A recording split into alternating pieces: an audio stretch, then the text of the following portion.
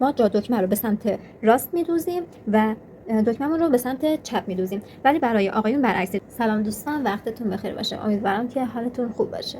امروز قراره کنار همدیگه یاد بگیریم که چطور برای لباس هامون دکمه و جا دکمه بذاریم.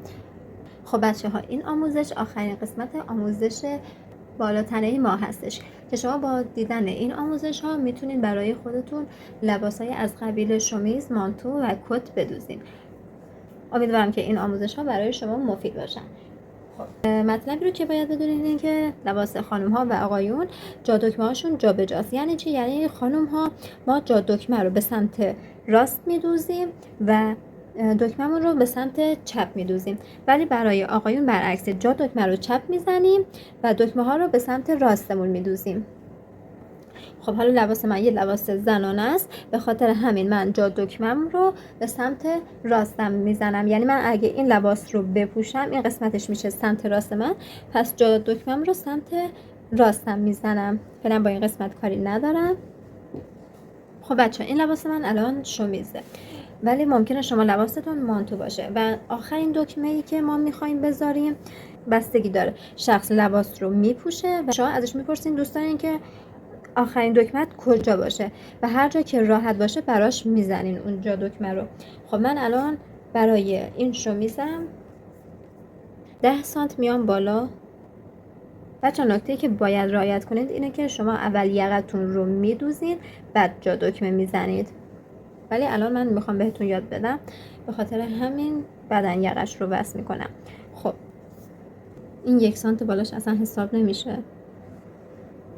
خب من فرض رو برای میگیرم که این نقطه‌ای که یقه من وصل شده، یا یقم وصل شده یا سجاف دوختمش اینجوری برگشت خورده. اگه سجاف دوخته بودیم و یقه‌ای نداشتیم، یعنی یقش یقه گرد معمولی بود، من 3 سانت میام ازش پایین، 3 سانت یا 2.5 میام پایین علامت میزنم.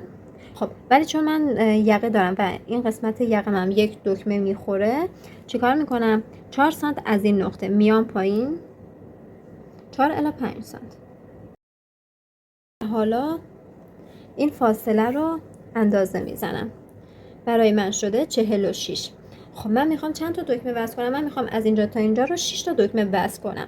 میام این 46 رو تقسیم بر 5 میکنم. خب 46 تقسیم بر 5 میشه 9/2.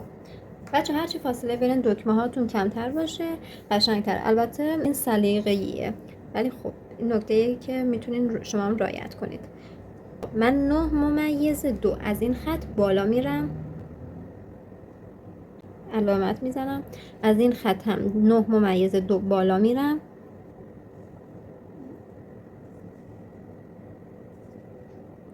خب بچه ها، الان من این جا دکمه ها میشمارم: 1 2 3 4 5 6. میبینید دقیق اندازه تعداد دکمه های ما شده. خب خواستین این تقسیم رو انجام بدین، همیشه یکی از دکمه ها رو کم کنید. خب بچه ها، من باید یک عددی رو از این خط ها بالا برم تا جا دکمم رو بزنم. این عدد رو بر اساس چی به دست میاریم؟ بر اساس قطر دکممون. خب الان قطر دکمه من 1/2 میله. خب من همون 1.5 میام بالا. ببینید از این خط من 1.5 میام بالا و علامت میزنم. 1.5 میام بالا، علامت میزنم.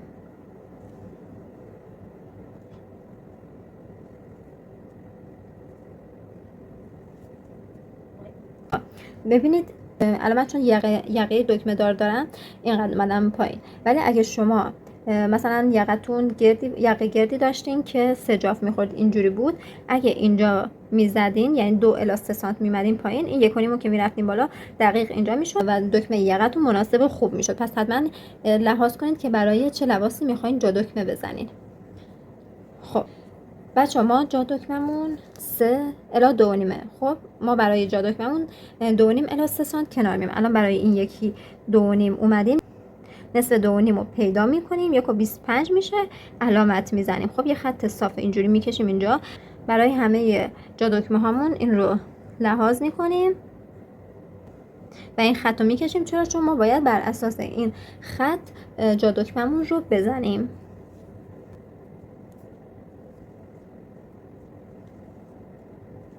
برای جا دکمه زدن ما باید تنظیمات چرخمون رو مناسب برای جا دکمه زدن بذاریم.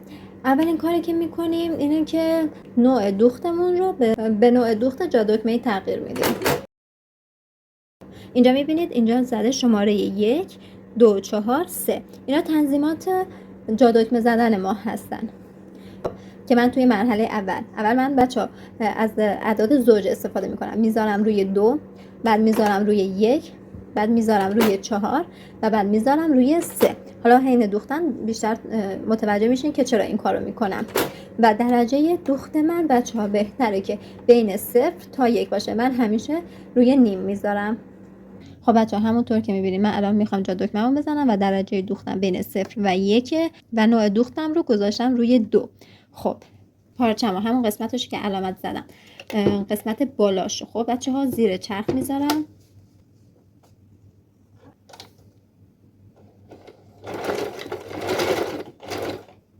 خب بچه‌ها من دوخت شماره 2 زدم. حالا میام نوع دوختم رو میذارم روی 1.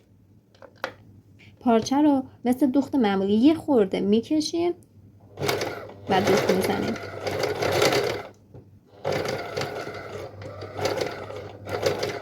خب به خط علامتمون که رسیدم سوزنم رو بالا میدم. بچه‌ها اگه سوزنتون پایین باشه و بخواین نوع دوختتون رو بچرخونین عوضش کنین، سوزنتون ممکنه بشکنه. پس هر وقت خواستین نوع دوختتون رو عوض کنین سوزنتون رو بالا بدین. و حالا من روی 4 میذارم نوع دوختم رو،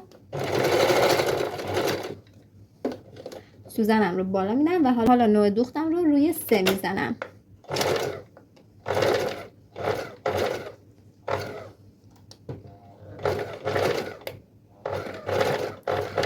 با دستتون پارچه رو کنترل کنید که توی خط صاف بدوزید.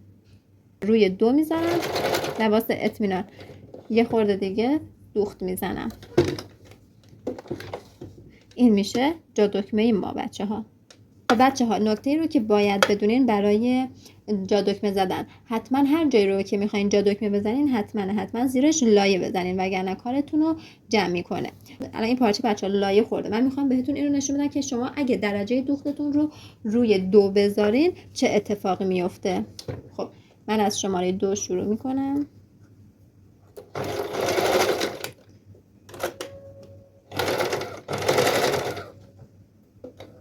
شماره 4،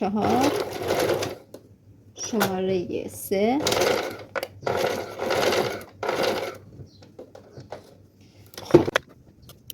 بچه همونطور که میبینید فاصله دوختمون خیلی زیاد شده و اگه اینجوری باشه خب پارچمون خیلی بیشتر ریش میشه. ما این دوختا رو میزنیم که پارچمون ریش نشه و تمیز و مرتب باشه. به خاطر همین شما باید این فاصله رو بین 0 تا 1 بذارین. خب بچه ها من الان باید جا دکمه‌ام رو بشکافم. از اونجایی که شاید عادت نداشته باشین به شکافتن جا دکمه و حتی واسه یه خیاط حرفه‌ای هم ممکنه پیش بیاد که جا دکمه‌ش رو وقتی داره میشکافه حتی خود لباس رو هم پاره کنه. پس من یک ترفندی رو بهتون میگم که شما با انجام این ترفند دیگه لباستون آسیبی نمیزنید. شما از پایین که میخواین بشکافین یه دونه سوزن، ببینید از این قسمت اینجوری سوزنتون رو وارد پارچه‌تون میکنین. خب و حالا بشکافتون رو برمیدارین و ببینید هر چقدر که دیگه فشار بدید نمیبره. چرا؟ چون این سوزن جلوی کار رو گرفته. پس حتما از این ترفند استفاده کنین. من دکمه‌مو امتحان میکنم که ببینم رد میشه. یه خورده جاش تنگه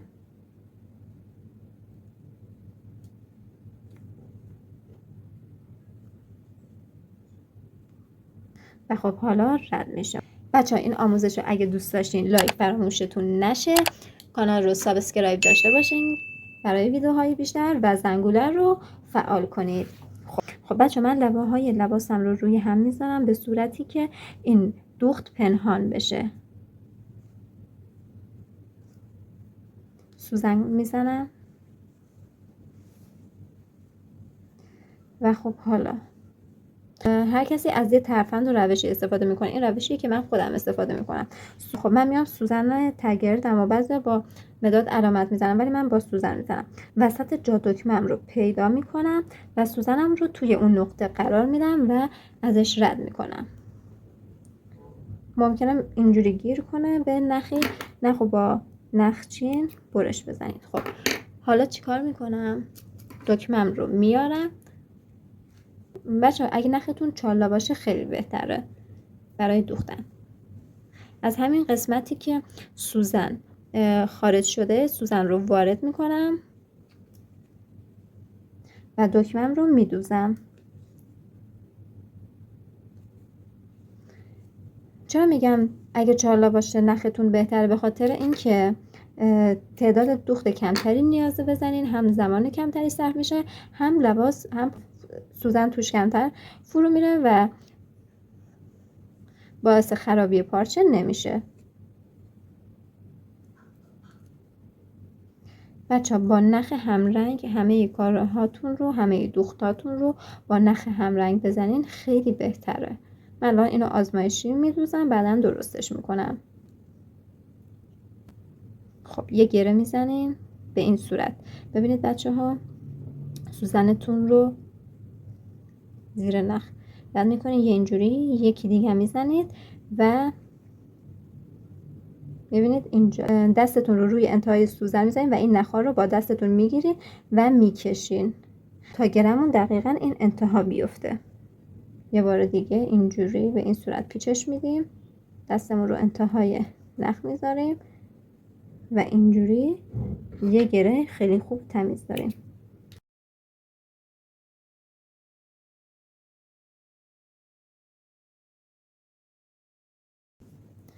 اینم از آموزش جا دکمه زدن ما.